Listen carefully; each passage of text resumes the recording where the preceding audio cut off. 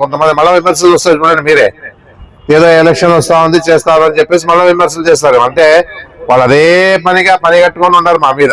మాకేమున్నా ఎవరు ఏమన్నా మన పని మనం చేసుకుంటాం, ఎందుకంటే ప్రజల ఆశీర్వాదం ఉంటే చాలు. కానీ ఇలాంటి నాయకులు ఎన్ని విమర్శలు చేసినా పట్టించుకునే పరిస్థితి లేదు. ఏం చేస్తున్నాం అనేది ప్రజలకు తెలియజేస్తారు, తెలిస్తే చాలు. అంతే, నాయకులు తెలిసినా తెలియకపోయినా వాళ్ళు మనం ఏం అడిగే పరిస్థితి లేదు. ఎందుకంటే పిల్లి కళ్ళు ముచ్చుకొని నేను పాలు తాగుతా ఉండేది ఎవరు చూడలేదు అనుకుంటుంది. అట్లా ఉంది వీళ్ళ కథ. ఎక్కడ మాది అభివృద్ధి చేయాలి, ఎందుకంటే మేము మెడికల్ కాలేజ్ తెప్పించుండేది అభివృద్ధి కాదు, బైపాస్ రోడ్ తెచ్చిండేది అభివృద్ధి కాదు, డిగ్రీ కాలేజ్ తెచ్చిండేది అభివృద్ధి కాదు, హాస్పిటల్ అభివృద్ధి అయితే అభివృద్ధి కాదు.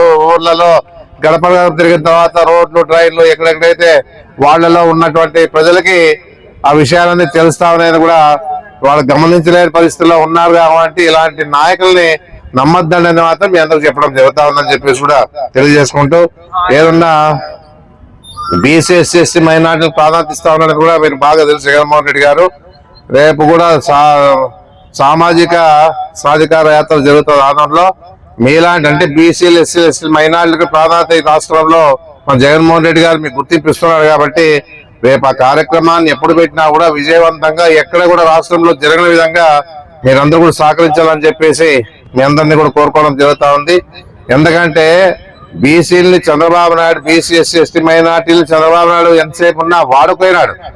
ఓటు వరకే మీకు గుర్తింపు. ఈ రోజు ఆ పరిస్థితి కాదు. బీసీ ఎస్సీ ఎస్టీ మైనార్టీ ప్రాధాన్యత ఇస్తూ రాష్ట్రంలో మనతో 70% మీకే బీసీ ఎస్సీ ఎస్టీ మైనార్టీకి రిజర్వేషన్లు ఇస్తూ, అంటే మంత్రివర్గంలో కూడా 70% బీసీ ఎస్సీ ఎస్టీ మైనార్టీకి ఇచ్చిన పరిస్థితి కూడా ఈ రాష్ట్రంలో ఎవరు చేయలే. ఎందుకంటే అంబేద్కర్ గారు, పూలే గారు వాళ్ళ ఆశయాలను ఈరోజు నెరవేరుస్తా ఉన్నాడు జగన్మోహన్ రెడ్డి గారు. గాంధీ కన్నా కళల్ని ఈరోజు జగన్మోహన్ రెడ్డి గారు నెరవేరుస్తా ఉన్నాడు. ఎందుకంటే ఆయన ఏ విధంగా ఆలోచన చేశాడో జగన్మోహన్ రెడ్డి పరిపాలన కూడా ఆ విధంగా చేస్తా ఉంది. ఎందుకంటే ఇప్పుడు వచ్చే ప్రభుత్వం అంటే రేపు ఎలక్షన్లలోన వాళ్ళంతా కూడా మళ్ళా 6 స్కీములు తీసుకొని మేము ముందుకు వస్తా ఉన్నాడు.